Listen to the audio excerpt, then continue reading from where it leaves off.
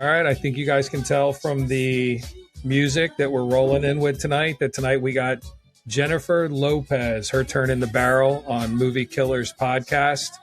We're rolling into episode 5, which is pretty exciting because I never thought we would get past 2. I have Mark with me again tonight. He's joining us to go through Miss Lopez. What's going on, everyone? And interestingly, this marks the first week where we have, we got the video going full time, right? And we got some background imagery to set the tone, set the mood, what have you. So this is going to be a different one. Yeah, and you can tell from Gemini, Mark and I have been a little busy trying to come up with what we're going to do as a background. So mine blend in with my headphones pretty good. So I don't know if that was necessarily the plan, but that's how we're going to have to survive tonight. I'm not changing it again. So we're going to do a quick recap on what we've done in the first few episodes. We've got a lot of follow-up. We've got a lot of feedback. I can absolutely say that I think the Echelon was a little upset with our last podcast. They came at me pretty hard through some different social media groups. And if you listen to the podcast, you would say we didn't really beat down on Jared Leto too hard. We accepted the fact that he's a good actor. He just can't carry a movie as a lead man, which is kind of the definition of what we're doing from a movie killer. Some additional feedback we got that Mark and I actually thought was kind of funny, but apparently it's not as funny as we thought it was, where please define the criteria of the Ben Headometer. So I guess people are getting to the point where we're going into episode 5. We should have a little bit better defined of how we're going to rate actors on the scale. And we reserve the right to change this. ROI, which we always start with the data. We always start with the numbers. That's just how we go into the podcast. The ability to carry a movie. And I mean, you could be a great supporting role or a great lead role or, the great doofus like Channing Tatum. But know your role, stay in your lane, figure out what you're going to do. I'll give you 1, maybe 2 movies where you go in, you extend yourself. You're like, you know what? I've been killing it as a supporting actor, and I'm going to go in. I'm going to try to do something a little bit more. And I'm somebody that I think is doing an incredible job if you guys watched the Golden Globes the other night. But I'm going to save that for later. And then we're going to go into the chemistry between the actors on screen.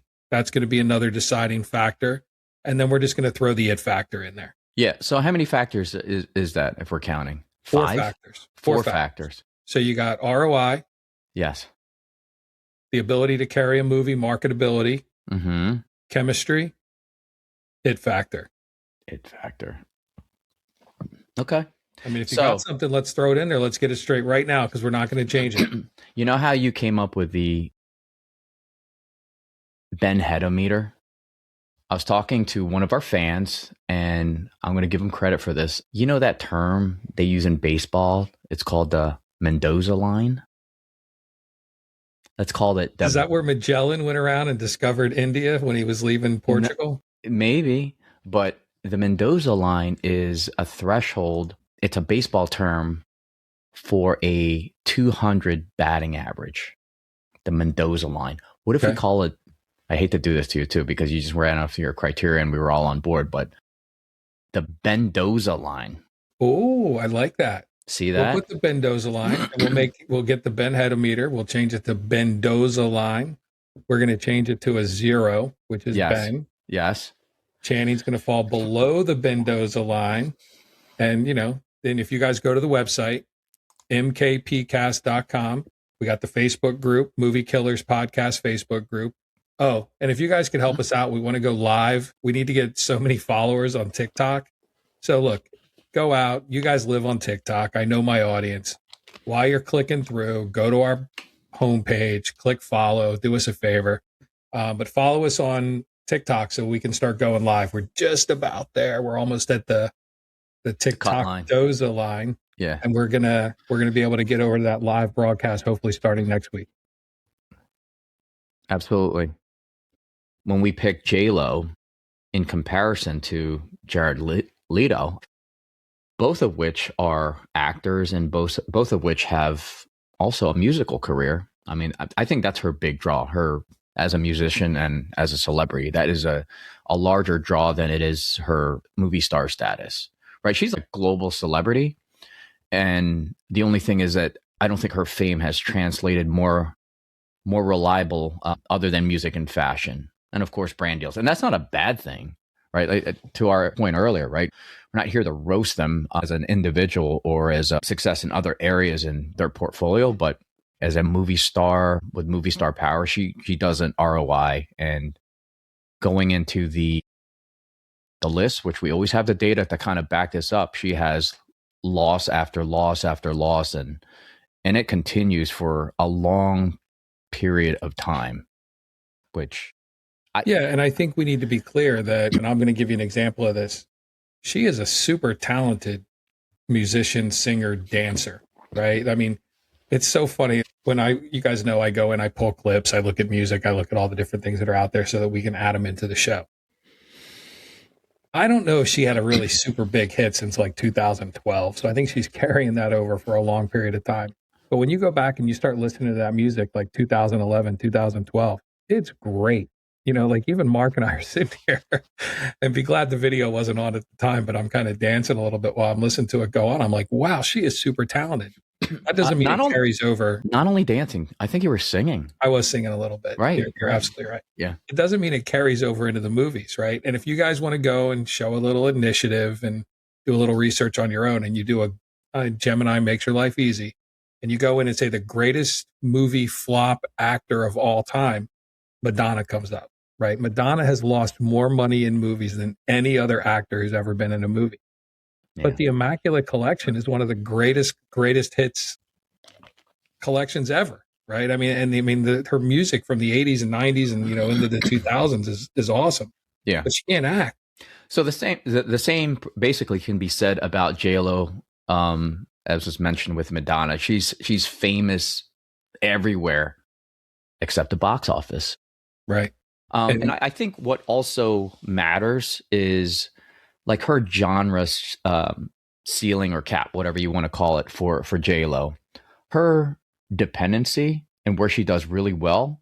And I've enjoyed watching some of the movies like Made in Manhattan and The Wedding Plan. I know you're shaking your head, but that's kind of her bread and butter.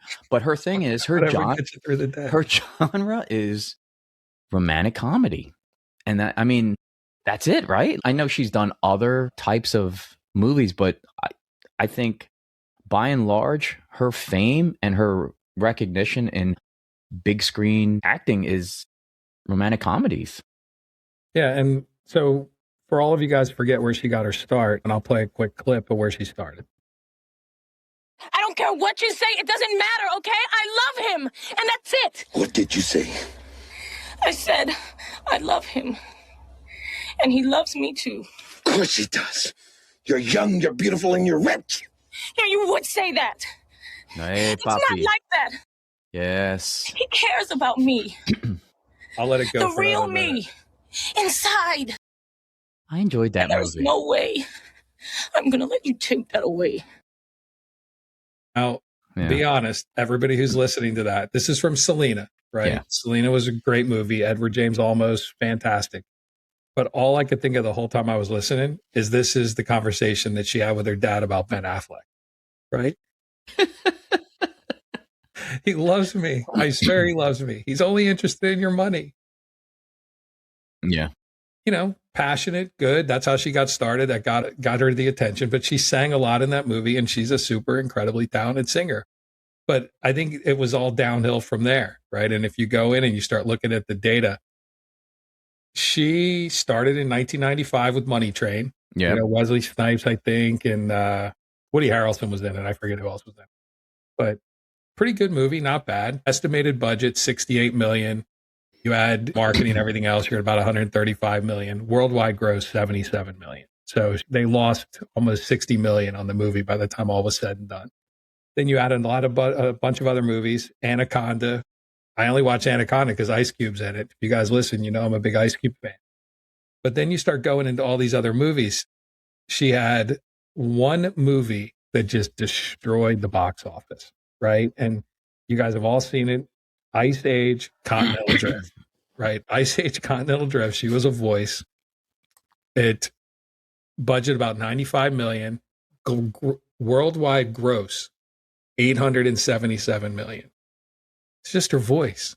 You could have Yeah. put me in there. You could have put Mark in there. Yeah. We could have put a little modulation on the sound, and I could have done just as well. But it made 877 million in spite of her. Now, if you take that movie out of all the revenue she's generated over all her movies, she's at a negative $176 million loss. So you could look at her and be like, yeah, she made money. But you take the cartoon out, she's at a $176 million loss. There's nothing there. Yeah, and getting back to your original reference to the Selena movie, she played the lead. And if you look at those numbers, even though the budget was 20 million, marketing projection 40 million, worldwide gross was only $36 million. Yeah. Right? And that's at the time. I mean, Selena, like the real Selena, was gaining a lot of popularity, right? It was like her crossover album. You thought that was going to bring in hundreds and hundreds of fans, thousands of fans, but it was a big fat loss in the end. And I think she proved that she had a spot from singing and everything else. And Selena came out in 1997, and then that's really when J-Lo's music career took off, right? Yeah. She could sing well in that. But if you keep going through, and the other movie I wanted to call out for Mark is she was in a movie in 2015 called The Boy Next Door. Now, if you look at The Boy Next Door cost $4 million to make. And that's really important. I'm going to tell you why in a second. It grossed $52 million. So if you take her percent growth, 555% growth from The Boy Next Door. Boy Next Door, I watched it again the other night as I was doing my research. It was okay. It's predictable. If you go online and you say, how many times has this movie plot been done? The answer you get is hundreds, because it can't give you an exact number. But it's been done hundreds of times. But the reason why that is so important, and hopefully you've been loyal listeners and you listened to episode 4, Blumhouse Productions. Blumhouse Productions came in and said, we're going to put J-Lo, low budget, super high profit. I didn't plan that, right? This is just looking at the data and looking at the research. Yeah. It just turned out that way. Yeah, you had that. That's part of your blueprint too, right? J-Lo production house. Right. Yeah. Just like I said, I don't care who the actor or actress is. I don't care what the story is. You can do something 100 times. You throw it over to Jason Blum. He's gonna turn J-Lo into gold. That's not easy. I think I think Versace or Gucci was the last one to do that. Turned her into gold the other night. Yeah, and she had in same year, 2015, she had the that movie Home, where she was the lead. She played just the voice, but that actually made money. I never watched that movie, but this is one of her movies that she was, and again, she was just the voice, but it was profitable. Yeah, but looking Hustlers got a lot of attention. Yeah. But I was going to say, getting back to her movie career and then just the movies that she's been part of as a lead, many of her films, it's not like many of her films don't get the backing. She gets like major studio backing, wide theatrical releases, and very, very strong marketing. Yet still, right? For the most part, they underperform or they barely break even, and they rely on post-theatrical revenue to soften the loss. So to me, that would signal, I guess, to anyone that weak pull as a lead actor. So when she's the lead, she just doesn't have the pull. It's weird. She has a musical career. She sold millions and millions of records, but it just doesn't translate into a movie theatrical release group of audiences that are looking to watch the movie. It's just weird, man. Like all this stuff, I was a little surprised that she wasn't as marketable when you dissect the numbers.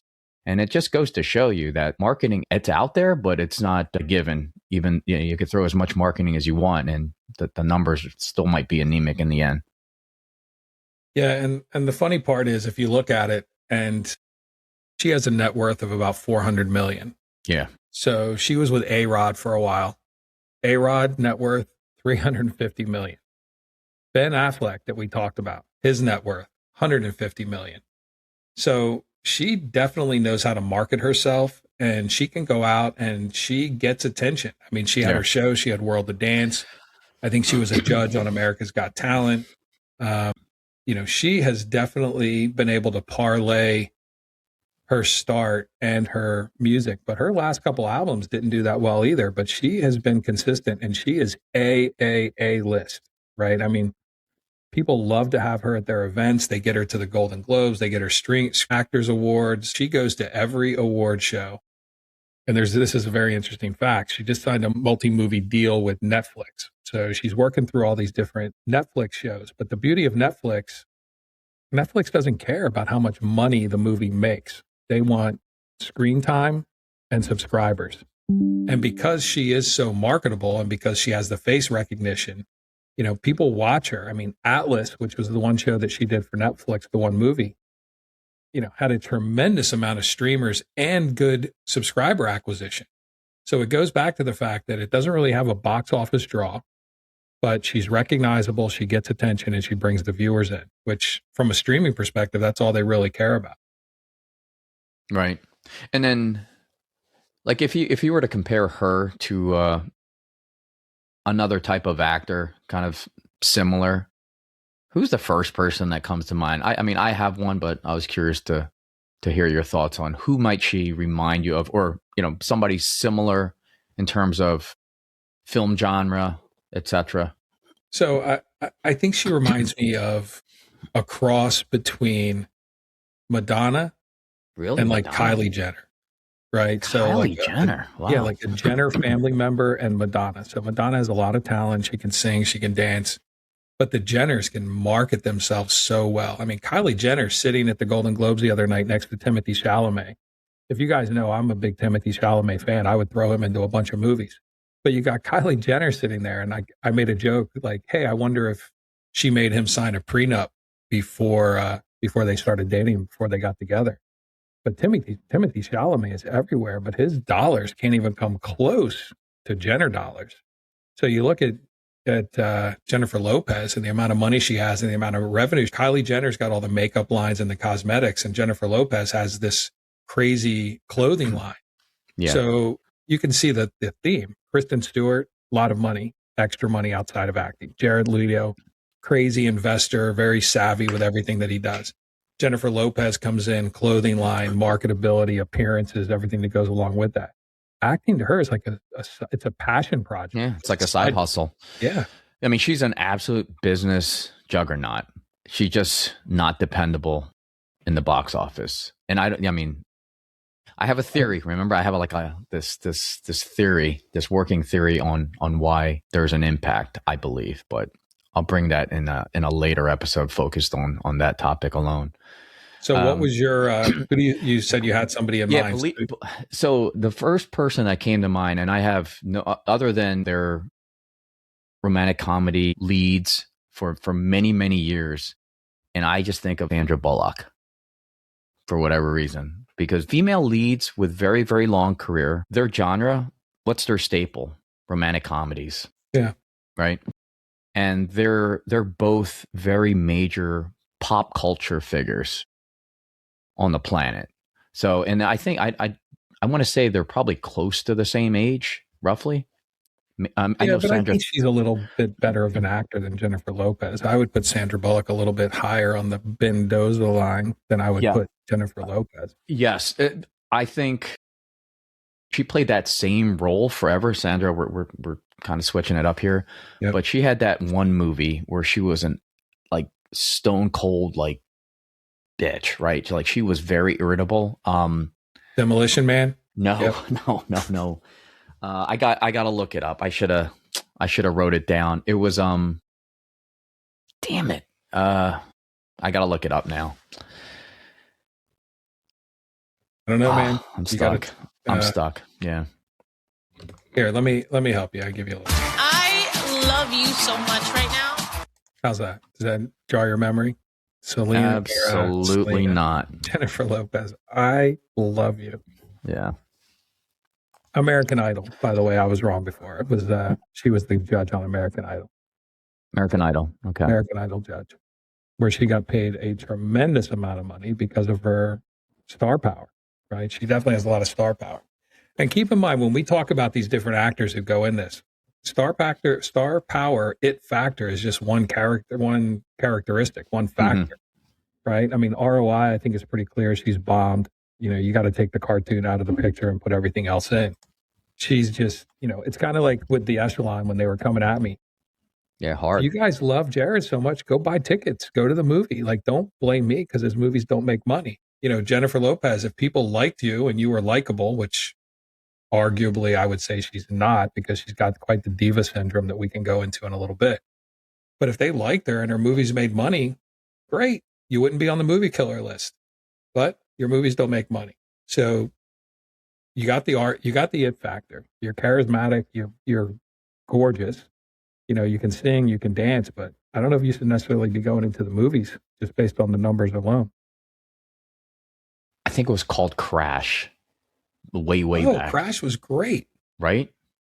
Yeah, Crash was real good. Yeah, she was like the bitchy wife. Yeah, she was totally out of her norm in terms of character. There's one scene in that. I'm sorry to interrupt you. There's one scene in that with her that's so great. If you guys haven't watched Crash, go watch it. Yeah. Like we say to you, if we tell you to watch it, it's good. Go watch it.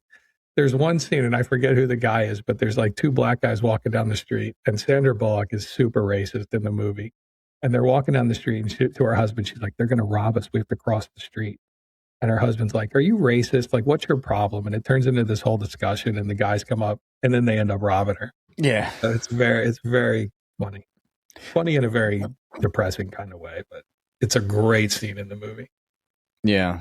So getting back to her debate, where does she fit in the Mendoza Acting? line? Yeah. What? Acting. Let's go with acting. Your first criteria. All right. Let me give you a few. Let me give you a few clips, and then I'll tell you where she belongs. All right. It's turkey time. Huh? That's her favorite line from Geely. Geely. Yeah. Yeah, it's pronounced Geely, rhymes with really. Geely, by the way. Yeah. My name is pronounced Geely. It rhymes with really. Yeah. So that's her contribution to Geely. Or here you go. Here's another one. It's me again. I thought you wanted to be my bitch. Right? Like, so I think you guys are getting where you think I'm going to put her on the list. So hold on one more. Hold on one more. All right. I have to hold her. Like the skin on her thigh is your reason for living. This is your movie, the one you called out. Like your heart's being ripped from your chest. Pull her back. Like you're gonna have your way with her. Right here on the dance floor. And then finish. Like she's ruined you for life. I couldn't end fast enough. I could not get through. That clip was as long as, I don't know, Dune. That thing lasted so long. Yes. So I would put her right next to, for me, acting, all the stuff, Mr. Tatum. I think she's like a -1. I think she's below. And I'm sure, Ben, if you ever listen to this, focus on episode 5 because it's your ex. You're a better actor than her and you stink. So I would put her as a -1. A -1 in Tatum territory. Yeah. She's not good. She's charismatic. Wow. She's beautiful. But Channing Tatum's good looking. Just can't act. Wow, that's a tough one. I mean, I would rate her above him. Really? I think I would. Because okay, so let me give you one argument. Let me give you one argument. So when she played Selena, it felt I get it. She has the music background, but it looked kind of organic, I can't. I mean, and it's interesting, right? Like I'm using that as a comparison. Her acting in that movie, and I'm comparing it to Channing's last movie that I just saw, which you refused to watch, Roofman. They're both playing a real life character, a real life person. Dude, I would raw dog the flight for 6 hours staring at the back of the seat before I could get myself to click OK on your. Yes. So I think I would rate her like a notch higher than Tatum. Like a 0 equal to Ben? You're going to put them, or I mean, they may as well, right? They've married, right? I mean, good do it. Why not Oscar married winner. at the Mendoza line? Oscar winner, Spencer, excuse me, I must masturbate, right? Spencer, winner, as a 1. And you're going to put Jennifer Lopez equal to Kristen Stewart? Kristen Stewart has no marketability. But the Mendoza line is a culmination of those 4 things, right? You're kind of weighing in all those things and attaching that to the Mendoza line. Okay, so you got one factor. I'm gonna argue with you on this one. You got no ROI, right? Minus 176 million after, bear with me a second, group. After 32 movies, you're at minus 176 million when you pull out the cartoon. That's factor 1. Right. You got, she can't carry a movie. She can't lead. Hustlers did okay, but that was an ensemble cast. Right, but you got to separate, in your criteria, you got to separate ROI versus just ability to act. Right, this is just one criteria. That's a makeup. I'm going to go through the criteria, right? So marketability is good. She's very marketable, right? But her ROI is negative. Her chemistry, goodness gracious. If you look at the chemistry, Out of Sight with George Clooney, I mean, Clooney was young and he was trying to figure out his life, but he had to carry that thing. It was painful to watch her on the screen. Anaconda, you got Ice Cube, John Voight. I mean, Anaconda was great. She just ran around in a t-shirt the whole time, so people watched it. You got Monster-in-Law, Jane Fonda. I was going to say Monster-in-Law, yeah. Painful, right? Yeah, she was Made in Manhattan. Look, guys, go off. Comedy, though. Those are like, I mean, I think she pulled it off. No, you don't. How much money did this thing make? Made in Manhattan. Numbers. Made in Manhattan. Budget 55 million. Marketing 110. Worldwide gross 155. It made 44 million. Okay. But her salary was probably 15. Yeah. Who was the lead? The opposite Made in lead. Manhattan. He's a recognizable face. I'd have to go back and look at his name. I can't remember who he was. But okay. But Wedding Planner that's the one with McConaughey, right? Yeah. I'm looking it up now to be sure that I'm not telling I'm not lying to the audience, but Wedding. Okay, all I'm saying is I think she's a better actor than Channing. All right, so right now we got her at a 0. And we're going to go from there. But chemistry is rough. ROI is rough. Marketability is high. It factor, singing, dancing. I think she has a little bit of the it factor. So I would say maybe it's 2-2. It kind of balances out as a net 0. Yeah. Right? But she's not a good actor. Yeah. And just thinking about it, and then just to be fair, I mean, she's towards the later part of her career. I'm not saying her career is over in terms of acting, but I would say that for a stretch there, she was very, very popular, right? I think she's still popular. I think she's still super popular. Yeah, and in different areas of entertainment, just not a box office draw. So I was wondering, and this is something I brought up with Jared Leto last week, with that perceived reputation, because I'm sure you've heard of all the stories about her perceived ego, her diva reputation. So I wonder if that hurts her marketability too, and people kind of shy away from the box office because you hear so many stories about her and her bad attitude on set and her demanding attitude on set. So some people eat that stuff up, but if I'm interested in watching the movie, I'll go watch it, whether or not that person has a bad reputation or not. If the movie sounds interesting, I'll go watch it. So. Yeah, I mean, I think that helps her a lot. I mean, I think last year, the year before, there was a whole thing where people were coming out saying for her cast and crew, they're not allowed to make eye contact. Is that true? I don't know. Maybe. Yeah. But you imagine walking around and you're trying to act with her and you're on set and she walks by and, Clooney, who's a jokester, gets along with everybody from what you read and from what you hear. I've never met the guy personally. And then you got J-Lo walking around saying, no eye contact, give me my green M&Ms and, my sparkling water with the tiny bubbles. Who wants to deal with that? Yeah. And not to mention, looking at her list of movies for a stretch there, she had the movies going, she had the acting going, she had all the brand deals going. It gets to a point where they get overexposed. And I think people get that overexposure kind of fatigue, and they're like, you know what? I don't need to see her. I just saw her in a commercial, and I don't need to participate in watching her in a movie. So I think that has a lot to do with it too, when stars become overexposed. I'll be honest with you. I never really gave a second thought to Jennifer Lopez, right? Her music came on the radio. I would listen to it. She was in a movie with somebody else I wanted to see. I would watch it, like George Clooney, Matthew McConaughey. I would watch it because they were in it. But then when I started watching World of Dance and I started watching her next to Derek Huff, and, it is what it is. Like, my wife and my daughter love Dancing with the Stars. So you got Juliana Huff, Derek Huff. And I was like, oh, it's his new show. I'll give it a try. I'll watch it. She, in my opinion, is so condescending to those guys. And I know we're getting a little bit off topic of whether she's a movie killer, but I think it comes into play.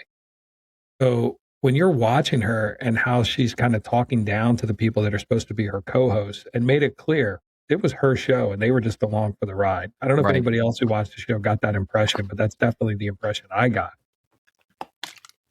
It definitely plays into the likability of, hey, if Atlas on Netflix had you read the summary, has a great storyline. I was like, I'll watch that. But then when I see J-Lo in it, I'm like, she's just not likable. It definitely plays into the ability to go watch that movie. And I think she's also one of those actors, people, musician, whatever you want to call it, dancer. It's you love her or you hate her. I don't think she's very polarizing. I don't think there's anything in between. And unfortunately, she didn't get picked to be on the list because of this, because, the numbers speak and we're very data driven in our conversations. But personally, she's just, to me, just not likable. Yeah, you know what I think too? So too, like, the common criticism that I've read and heard about her, she often just plays versions of herself, making it hard for the audience to kind of separate character versus the celebrity. So when you watch, she's basically just playing herself, and you feel like, if that's kind of like a common theme with her movies, and to your point, if you don't like her, most of the characters she's just playing a version of herself, so you're not going to watch her movies. And that's just the reality, unfortunately. But again, she has some fans. It's just they just don't show up. Like Sandra Bullock has fans that actually, she has attendance, right? Versus J-Lo, she just has interest. And they don't show up in attendance to support her films. If you're comparing the two, and I was using Sandra as a comparison. So, yep, for sure. So we'll just do a quick run through the movies, and I have nothing against romantic comedy, right? I think Tom Hanks and Meg Ryan are probably the king and queen of romantic comedies. Believe it or not, I get poked a lot to get Adam Sandler as a topic to discuss, but I think Adam Sandler makes money, so is he a movie killer if he makes money? But Adam Sandler going in with Drew Barrymore in like 50 First Dates or Blended, super cute, very entertaining, fun to watch. I tried to go back and watch Made in Manhattan. I tried to go back and watch The Wedding Planner. I tried to pull some of these clips out while we were going through this show. I just couldn't get through it. Like I said, okay, what to expect when you're expecting? She's a lead. The movie cost $40 million, made about $84 million. It's considered a break even with marketing and everything else goes in. But I'm like, hey, ensemble cast. I'm looking at all the people that are in that. Yeah. I'm like, I'll give this thing a shot. I got through about 20 minutes of it and I couldn't get through it. Hustlers, this goes back to when we were talking about Jared Leto and how much money I gave him and his movies in the theater. I went and saw Hustlers in the movie theater and I was like, oh, this looks good. I'll watch that. Yeah. It was mildly entertaining, but out of the $158 million, we're back to the fact that, I contributed quite a bit to that stupid thing. But I could get through that. But overall, when you're talking about, and I don't know what's considered a win from a Hollywood perspective, but for me and Mark, it just comes down to, of your whole movie population, you got to be in the black, not in the red. And she's just not there. Yeah. And I think too, if I were to summarize just her in just one sentence, I think her success is built more on image and production than it is in her raw talent in terms of acting. I'm not talking about anything else. I'm just talking about acting and box office draw. Yeah. And she'd probably be offended to hear it called that, but I call that like the Kardashian model, right? Like they're just famous for being famous. They don't do anything to make them famous. I mean, they have their show, but the show is just them being them. So Jennifer Lopez would probably say they're following the Lopez model, but I think they just do it a little bit better than she does. But she's famous for being famous. People want her to wear their brand. They want her to wear their jewels. They want her to wear their stuff, and she has her own brand and just takes off.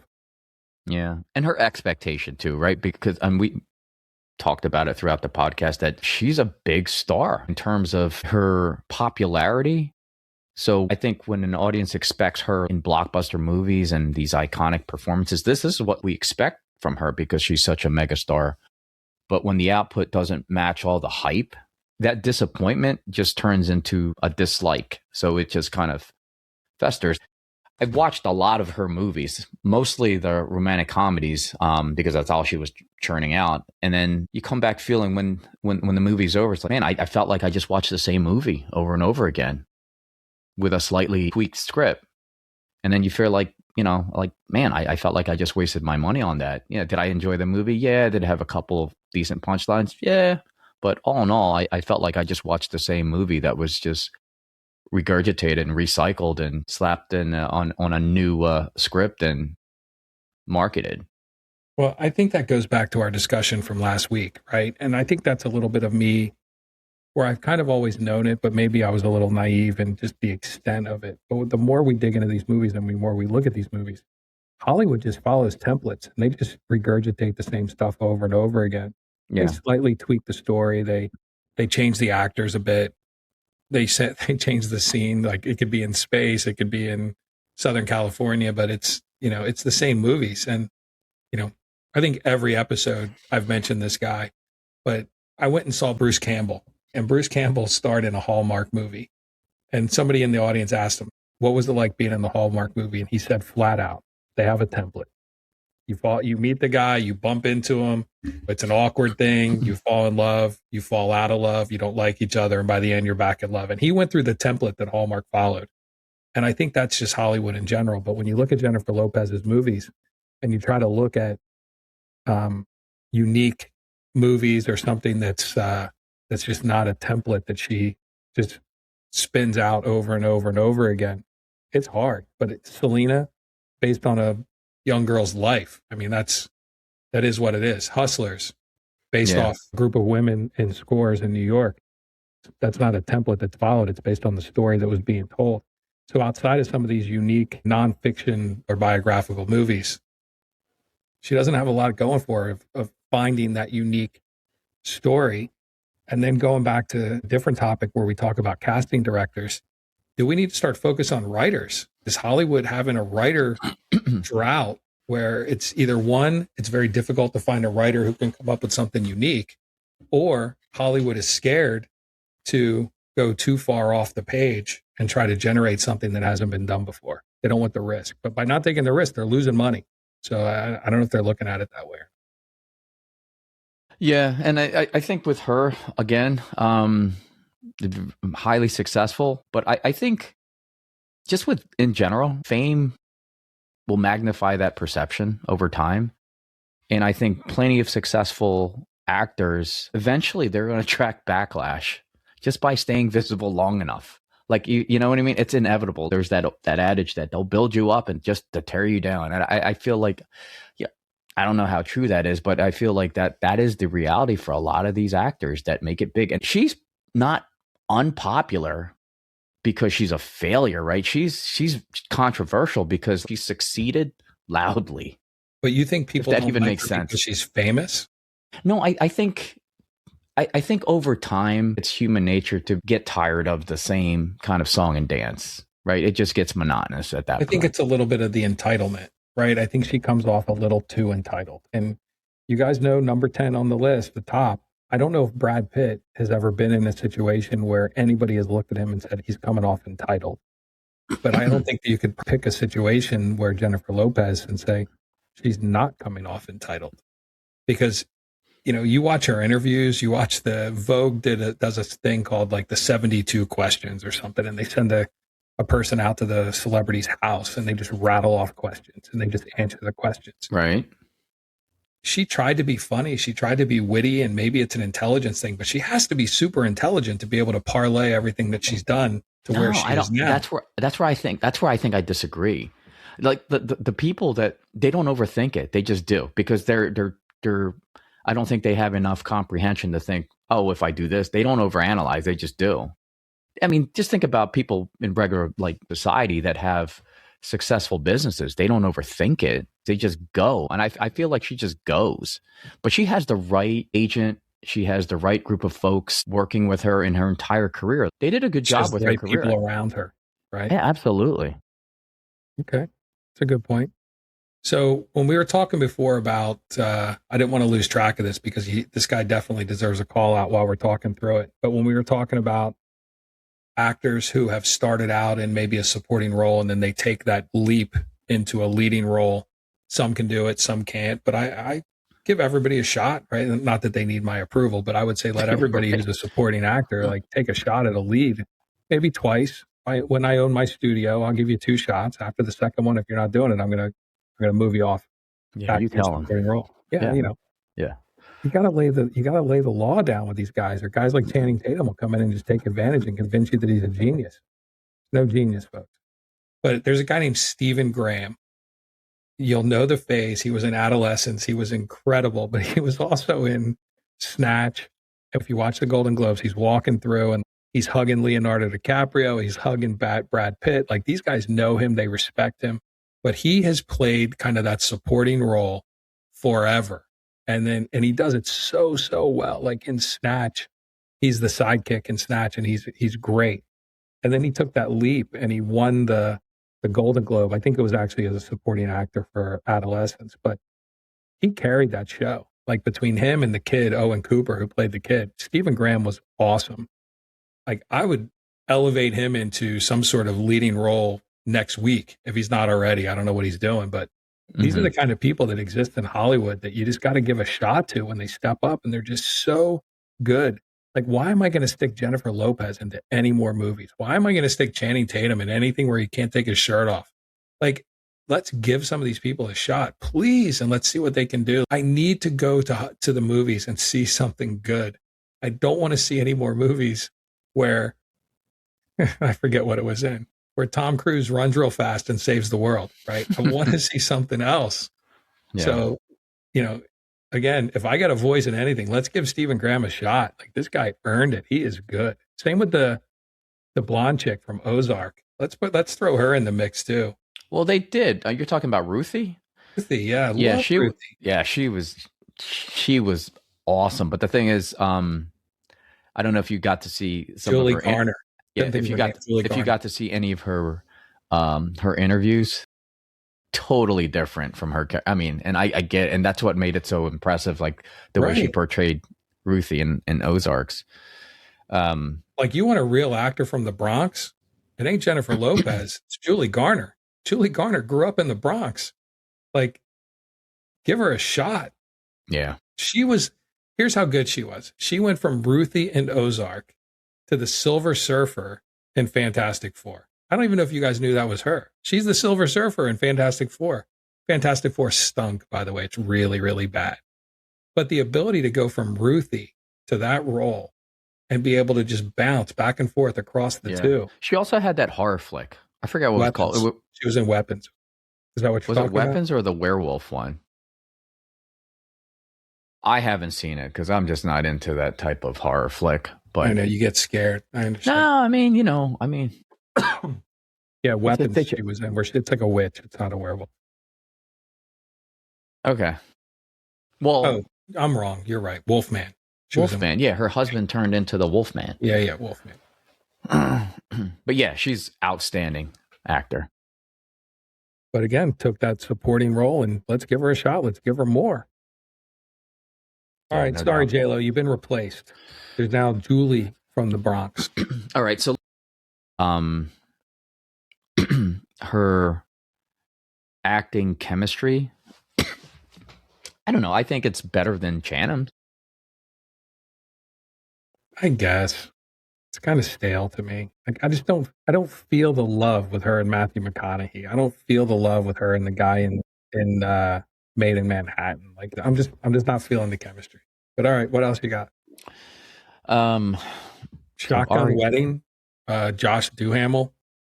Did you watch that painful thing? Yeah, but Josh is not like, he can't carry a movie either. He's a B actor. Yeah. All right. So in the end, if we were going to wrap this up with J-Lo, the Mendoza line. That's good. I like that.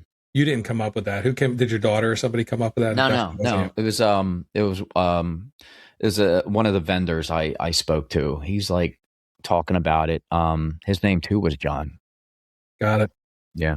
Yeah. So good. I was like, I like that. I think I'm going to use it. So make sure you listen to the next cast because he's waiting for the next installment to come out. And I said, it's going to be recorded tonight, man. Look for it this weekend. Nice. Would put him. Okay, so we're not doing quarter heads, half heads, and all of that nonsense, no, right? But that Mendoza line. You know what that does? I got the goosies. I got the goosies. Oh, I get goosies.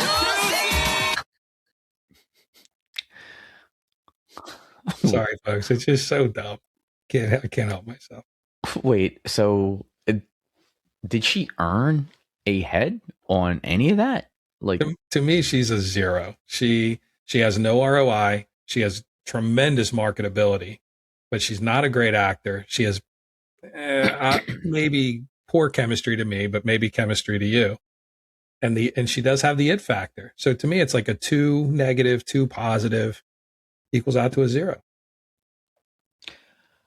But does the marketability and the it factor drive her up where Kristen Stewart has no marketability and just is not charismatic in any way, but she can act? I know. So maybe she is a 1. I'll give her a 1. We'll give her a 1. I was going to say, I think I would settle with a 1. Okay. Sorry, Ben. She passed you, buddy. Yeah. I don't think he'll be upset. Front seat to the best show on earth.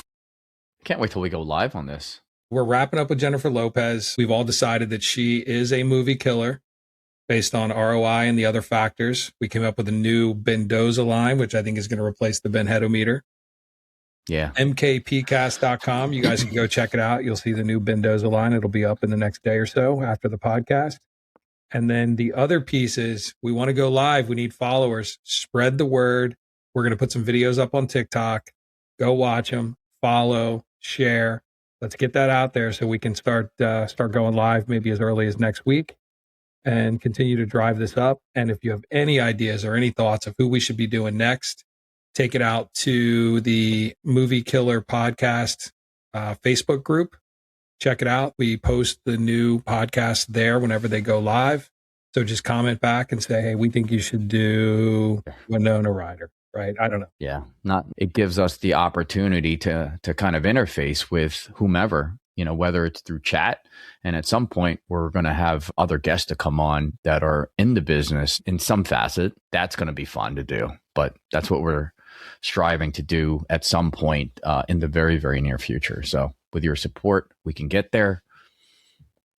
Yep. And we can 100%. debate. Yeah. Yeah. And we are looking for new guests to come in, as Mark mentioned. And we have had a lot of really good interest and response when we threw it out there saying who would be interested in. So I'm hoping by next week, maybe one when we go live and maybe one for the podcast, but we're going to try to bring in a couple guests to give us their perspective and their feedback on what actually goes in movie production and Hollywood in general. That's right. We good to go? Absolutely. You want to roll it out with On the Floor or If You Had My Love? Let's go with her, or, If You Had I think that was her biggest hit. All right, here we go. You guys stick around. Maybe you'll see Mark dance again.